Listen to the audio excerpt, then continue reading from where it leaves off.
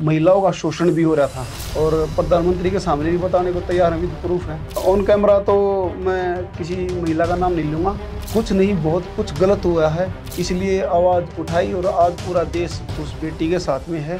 कल मैं जंतर मंतर पे ही था।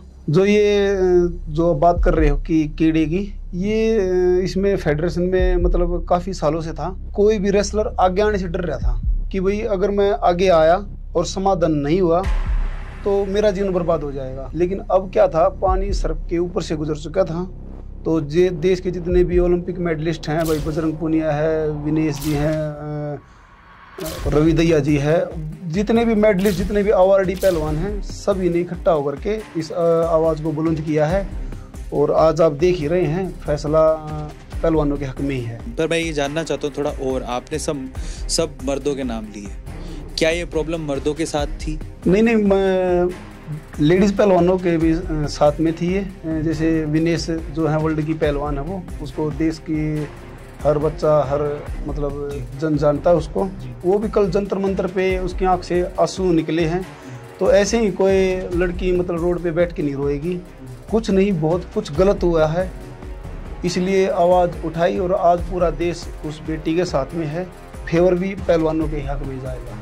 आपने बहुत सारे रेसलर्स के नाम लिए और आपने ये कहा कि काफ़ी समय से ये प्रॉब्लम थी। मोमेंट कौन सा था जब ये बात हद से ज़्यादा पार हो गई और सारे रेसलर, अपने जो है महान रेसलर, इकट्ठे होकर जंतर मंतर पे बैठ गए? कुछ दिन पहले टूर्नामेंट था एक, तो जैसे जूनियर सब जूनियर का लड़का था, वो वीडियो काफ़ी वायरल हुई थी।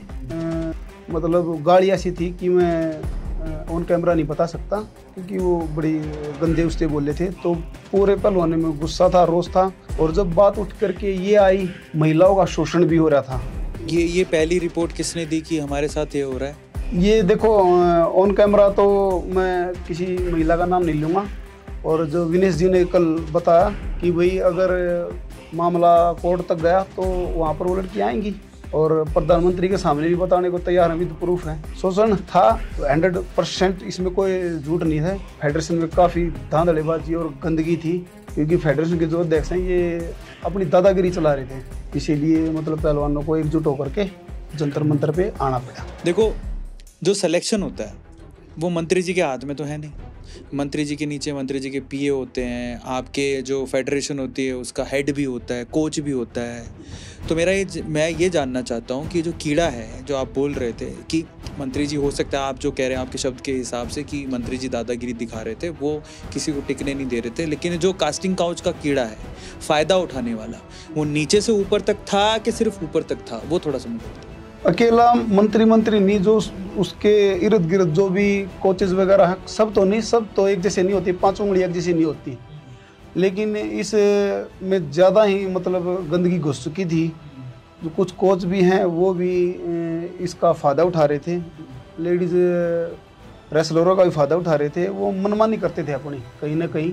मतलब एक ये होता है ना कि भाई बंदे इस संस्था में, मतलब ऐसे बंदे होने चाहिए कि जिनको जुनून हो कि हमारे देश की पहलवानी को और ऊपर उठा जाए। लेकिन कहीं ना कहीं अब फेडरेशन में बहुत ही धांधलेबाजी और गंदगी थी, तो अब ज़रूरत थी इसको उखाड़ फेंकने की। अब आप लोग क्या चाहते हो फाइनली हम ये चाहते हैं कि ये जो फेडरेशन है, इसको पूरा का पूरा, इसको मतलब पूरा स्टाफ चेंज होना चाहिए। तो आप ये चाहते हो कि वैसे जनरली ऐसा होना भी चाहिए कि आप स्पोर्ट्स देख रहे हो तो स्पोर्ट्स मिनिस्टर हमारा स्पोर्ट्स से रिलेटेड होना चाहिए? क्योंकि देखो, जो अभी फेडरेशन के अध्यक्ष ब्रजभूषण जी, और उसका तो पहलवानी से कोई लेना देना है ही नहीं। उसमें तो उसको तो पहलवानी का पै भी नहीं पता। और अध्यक्ष ऐसा बंदा अगर कुर्सी पे बैठता है तो वो पहलवानों की भावनाओं को क्या समझेगा? तो कुर्सी पर ऐसा बंदा बैठना चाहिए ना जो पहलवानों की भावनाओं को, हर एक खिलाड़ी की भावनाओं को समझ सके, ये समझ सके कि भाई उन्हें चाहिए क्या। तो इस चीज़ की कमी थी, और इसके विपरीत वो मतलब कहीं ना कहीं अपने स्वार्थ के लिए जी रहे थे। तो ये पहलवानी के लिए मतलब अच्छी बात नहीं थी कुछ चीज़। ऑब्वियसली पहलवानी जी, मैं तो कहता हूँ खेल के लिए भी अच्छी बात नहीं है।